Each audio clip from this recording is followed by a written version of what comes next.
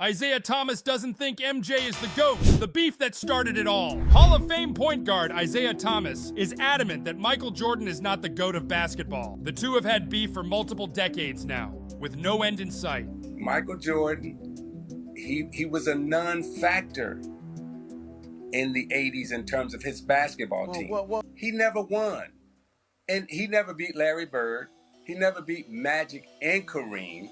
Isiah Thomas has had multiple interviews online expressing his so-called love for Michael Jordan. Multiple interviews hoping he'd be interviewed someday by Oprah. But do any of IT's points even add up? Let's dive into Thomas's background and then the historical beef between these two legends to see if IT is making sense or just acting foolish. Isiah Thomas was a high school basketball phenom in Chicago growing up. He led Indiana University to a national championship and was drafted to Detroit in 1981. He was Mr. Midwest basketball. In his rookie season in the NBA, he averaged 17 points and 8 assists and was named an All-Star. It seemed like this young, charismatic guard was the one up next. He had no idea the train was barreling towards his hometown, and that was D. Michael Jeffrey Jordan. This is where the beef started. MJ was an All-Star rookie himself after averaging 28 points in Chicago. Some say there was already jealousy from IT in that year's All-Star game. Thomas and Jordan were teammates in the All-Star game. Thomas allegedly tried to freeze out rookie Jordan, orchestrating the whole team to keep the ball away from rookie Jordan. MJ ended with 7 points in his debut All-Star game. Isiah made a point that Jordan would wait for his turn behind the superstars like Magic Johnson, Julius Erving, George Gervin, and Larry Bird. Now that's some mean girl stuff right there, Isiah. Mother's so dumb, she went to Dr. Dre for a pap smear. Now there's something you have to understand about the Detroit Pistons team of this era. We all know IT led the Bad Boys to 2 championships and later battled Michael. But before that, they spent their first few years battling against prime Larry Bird. Then was the meeting of guys like Magic and Kareem in the finals. One of the Pistons guard's first arguments against MJ being the GOAT is that he didn't have to go through guys like a prime Larry to get his rings. There were no Magic in the Showtime Lakers or Bad Boy Pistons for their entire peak of powers. Jordan mostly got an injured old Birdie and a heavily injured old grumpy Detroit team after a few years. Jordan faced this kind of bird, though. While Isiah believed, quote, and quote, he faced them in their prime defeating them. He low-key meant he was a better GOAT. To keep the reasons going, IT has recently doubled down on the competition and athleticism lacking from when Jordan was dominating. Back in 2020, he explained that there are 10 guys in the NBA right now with Jordan's athleticism.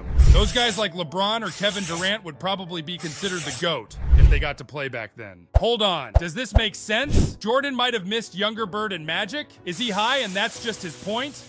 But he later had to go against guys like Hakeem, Ewing, Karl Malone, and Charles Barkley, all of whom are Hall of Famers. Not to mention still dominating as the following generation comes in like Shaq and Allen Iverson. Is Thomas really trying to downplay his very own era of play? In 1988, 89, 90, Thomas beat out Jordan in the playoffs thanks to the quote-unquote Jordan rules, a notorious phrase highlighting the ultra-rough defense the Pistons played on Jordan. It didn't matter how many arms and legs they needed to throw at him, they were going to let them all take a swing at Jordan. Main objective is to put Jordan on the ground when he drives and make Jordan kiss the floor.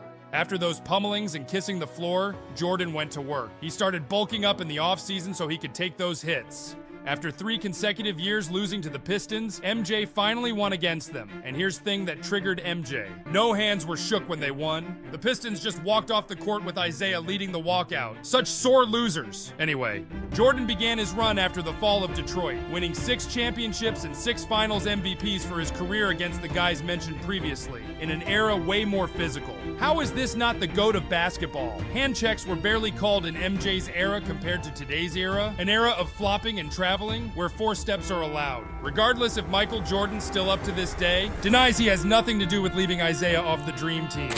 And when they called me to ask me to play, Rob phone called and said, Rob, I want to play with Isiah Thomas. He did. He did him dirty. You hurt his feelings, MJ. In terms of his quickness, his strength, his jumping ability, his touch, and also his knowledge and understanding for the game. He by far, is the best I've ever seen.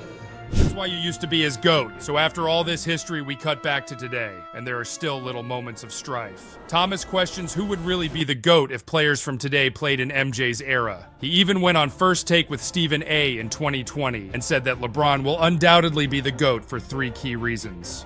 First, he travels a lot. I meant he passed Kareem in career points. Secondly is the number of finals appearances. And lastly, what he did for the game overall. 10 finals appearances versus Jordan's 6. But if you ask us, LeBron passing Kareem in points doesn't necessarily make him the GOAT over Jordan. When Kareem held the record, no one was arguing Kareem versus MJ for best of all time. Jordan didn't have the longest career, but he had the most dominant. Sure, LeBron has been to more finals, but Jordan went 6-0, baby. But quite a number of players have been there more than Jordan, ranging from Jerry West to Andre Iguodala.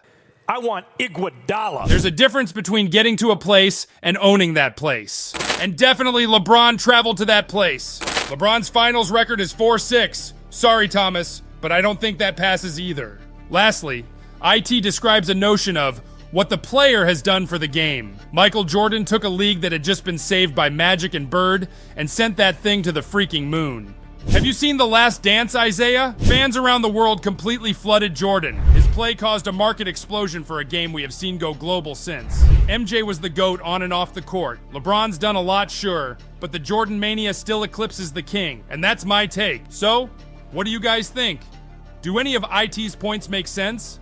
He's been open to the idea of recording a sit-down with Michael and hashing things out. Will MJ sign on? I hope we get to find out one day. Subscribe for videos like this.